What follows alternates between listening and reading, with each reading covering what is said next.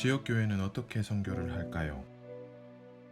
교회는 성도들 중에서 특별히 선교에 대한 부르심이 있는 헌신자를 발굴합니다.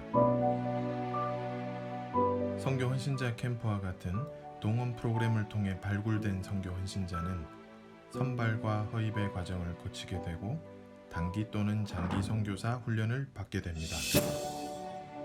언어훈련, 타문화 훈련, 신학훈련을 받고 난 뒤 파송지를 결정하는 단계를 거치게 됩니다. 이후 선교단체와 교회는 선교사 파송식을 통해 선교사를 사역지로 보내게 됩니다. 여기서 파송식 세레모니는 성도들과 선교사의 동력을 약속하는 시간입니다. 교회가 선교사를 지원하고 함께 기도하겠다는 약속의 시간이며 특별히 하나님께 부르심을 받은 선교사의 헌신을 통해 많은 선교의 동원이 일어나는 시간이기도 합니다. 파송된 선교사는 선교지에서 4년에서 6년 동안 한 주기의 사역을 감당하고 귀국하여 본국사역의 시간을 보냅니다. 이 과정은 몇 주기 동안 반복되며 노년의 선교사는 귀국과 함께 은퇴하게 됩니다. 선교 동원부터 파송, 그리고 은퇴까지 교회는 이 과정을 어떻게 감당할 수 있을까요? 많은 선교사를 파송하고 파송된 선교사를 지원하고 관리하는 일은 지역교회만의 일이 아닙니다. 건전한 여러 선교단체들과 함께 동력해 나가야 합니다. 특별히 선교 동원의 영역에서 좋은 강사를 제공하는 역할은 선교단체의 몫입니다. 교회는 여러 동원 프로그램을 만들고 성도들이 선교에 참여할 수 있도록 돕습니다. 선발과 허입의 과정은 선교단체와 교회가 각각 진행해 나가고 장기 선교사 훈련의 과정은 선교단체가 감당합니다.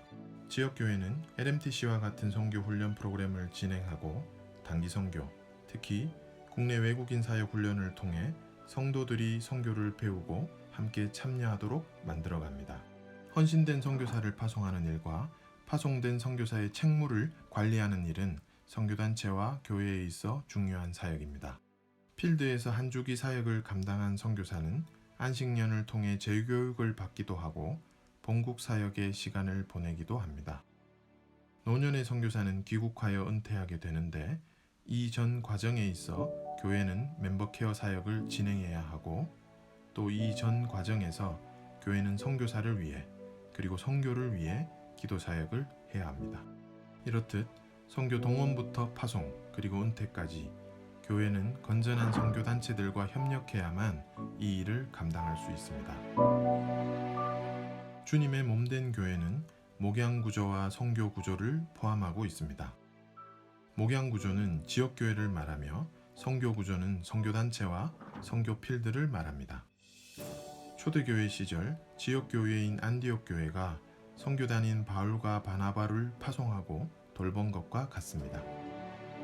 특별히 지역교회 안의 선교회는 전문성을 가진 선교단체와 협력하여 선교 필드에 나가 있는 선교사들을 돕고 관리하는 역할을 감당해야 합니다.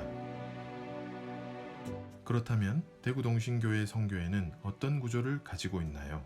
1973년 대구동신 세계선교회가 창립된 이래 46년 동안 선교회는 이 구조를 유지해 왔습니다.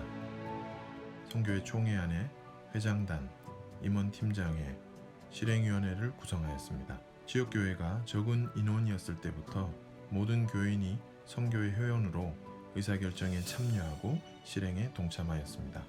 그러나 최근 동신교회가 부흥과 성장을 경험한 후 현재 교회의 크기와 상황에 맞는 의사결정 구조를 만들고 또 실행 구조를 강화할 필요성들이 대두되어 조직을 개편하게 되었습니다. 실행위의 두 가지 역할인 의사결정과 실행을 분리하여 선교협의회라는 의사결정기구를 신설하고 기존의 실행위원회는 전문성을 높여 실행구조를 강화하는 쪽으로 개편하였습니다. 의사결정기구인 선교협의회는 이런 특징을 가지고 있습니다. 중대한 사항을 결정하고 상위 리더십의 의견과 성도 및 실행위원들의 의견을 적극적으로 받아들이는 구조입니다. 목양구조의 리더십과 선교회 구조의 리더십이 균형을 이루는 구조이며 협의회를 통한 의사결정 사항을 타 부서 간의 협력을 끌어낼 수 있는 리더십으로 구성됩니다.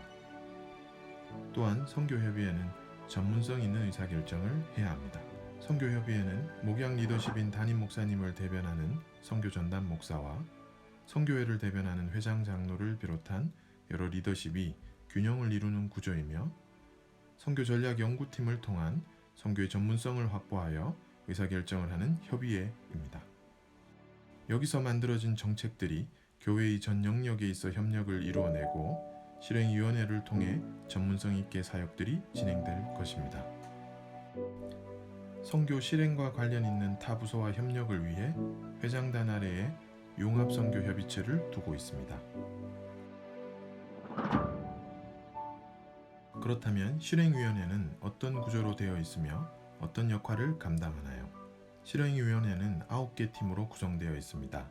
동원팀, 기도팀, 훈련팀, 홍보팀, 복지지원팀, 단기선교팀, 의료선교팀, 외국인 예배부로 구성되어 있습니다.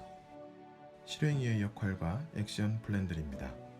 여기 적힌 많은 사역이 현재 진행되고 있으며 또 진행되어야 할 부분입니다. 모든 사역과 플랜은 팀이 단독으로 시행하는 것이 아니라 유기적으로 협력하여야 합니다. 특별히 동원팀이 주로 감당해야 할 플랜들이 강조되어 있습니다. 헌신자 비전 캠프, 청년 동원, 선교회 워크샵 등 성도들이 선교에 참여할 수 있도록 하는 역할입니다. 기도팀이 중심이 되어 사역해야 할 부분들입니다. 예수열방기도회가 매월 시행되고 있으며 선교사의 기도 편지를 통해 성도들이 더 기도 사역에 함께 할 수 있도록 하는 역할들이 필요합니다. 훈련팀은 LMTC를 비롯한 샌더스쿨과 같은 훈련 프로그램을 주관하고 있습니다. 앞으로 국내 외국인 사역을 위한 훈련 프로그램들이 이루어질 것입니다. 홍보팀은 다른 팀들과 가장 많이 유기적으로 함께 사역하는 팀입니다. 잘 만들어진 미디어물은 선교에 있어 어떤 메시지보다 더 큰 힘이 되고 있습니다. 홍보팀을 통해 선교사와 성도들의 간격이 좁아지고 동원과 헌신이 이루어집니다. 복지지원팀은 멤버 케어 사역을 감당하고 있습니다. 선교관을 통해 안식년 선교사를 지원하고 MK와 MP를 위한 사역들을 진행해 가고 있습니다. 선교사 디브리핑과 같은 보다 전문적인 케어들이 앞으로 시행될 것입니다. 동신교회는 한 해 20여 개 팀의 단기 선교와 비전 트립을 진행하고 있습니다. 보다 전략적이고 보다 지속적인 단기 선교를 위해 단기 선교 훈련과 정책들이 만들어질 것입니다. 단기 선교를 경험한 성도들이 선교에 헌신하는 데 아주 중요한 역할을 감당하는 팀이 단기 선교팀입니다.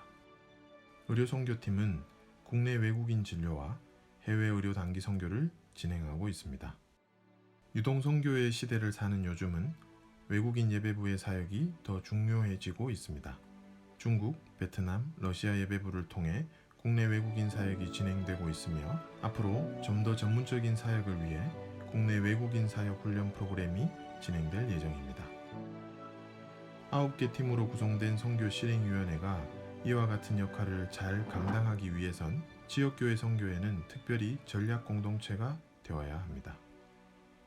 그리고 전략 공동체가 되기 위해서는 먼저 학습 공동체가 될 필요가 있습니다. 이상 교회와 선교, 지역교회 선교 로드맵이었습니다.